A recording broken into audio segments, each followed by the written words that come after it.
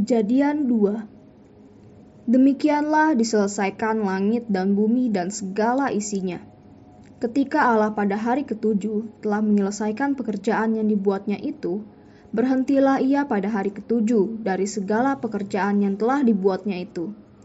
Lalu Allah memberkati hari ketujuh itu dan menguduskannya. Karena pada hari itulah ia berhenti dari segala pekerjaan penciptaan yang telah dibuatnya itu. Demikianlah riwayat langit dan bumi pada waktu diciptakan. Ketika Tuhan Allah menjadikan bumi dan langit, belum ada semak apapun di bumi, belum timbul tumbuh-tumbuhan apapun di padang, sebab Tuhan Allah belum menurunkan hujan ke bumi, dan belum ada orang untuk mengusahakan tanah itu. Tetapi ada kabut naik ke atas dari bumi dan membasahi seluruh permukaan bumi itu. Ketika itulah Tuhan Allah membentuk manusia itu dari debu dan tanah dan menghembuskan nafas hidup ke dalam hidungnya. Demikianlah manusia itu menjadi makhluk yang hidup. Manusia dan Taman Eden. Selanjutnya Tuhan Allah membuat taman di Eden, di sebelah timur. Disitulah ditempatkannya manusia yang dibentuknya itu. Lalu Tuhan Allah menumbuhkan berbagai-bagai pohon dari bumi, yang menarik dan yang baik untuk dimakan buahnya, dan pohon kehidupan di tengah-tengah taman itu, serta pohon pengetahuan tentang yang baik dan yang jahat. Ada suatu sungai mengalir dari Eden untuk membasahi taman itu, dan dari situ sungai itu terbagi menjadi 4 cabang. Yang pertama namanya Pison, yakni yang mengalir mengelilingi seluruh tanah Hawila, tempat emas ada. Dan emas dari negeri itu baik. Di sana ada damar, berdola, dan batu krisopras.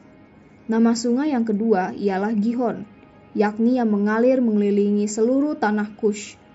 Nama sungai yang ketiga ialah Tigris, yakni yang mengelilingi di sebelah timur Asyur, dan sungai yang keempat ialah Efrat.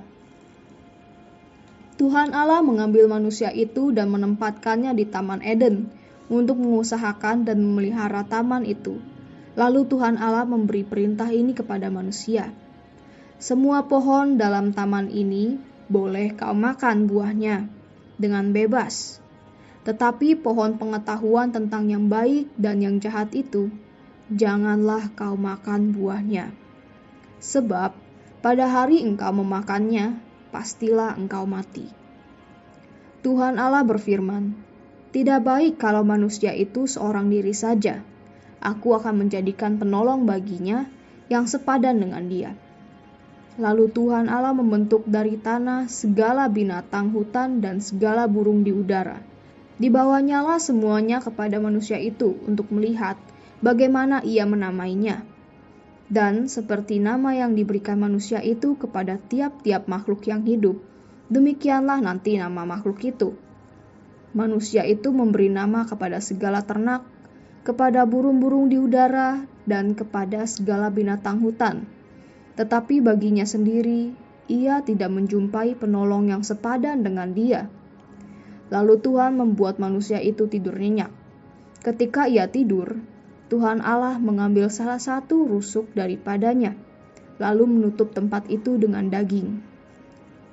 Dan dari rusuk yang diambil Tuhan Allah dari manusia itu, dibangunnyalah seorang perempuan, lalu dibawanya kepada manusia itu.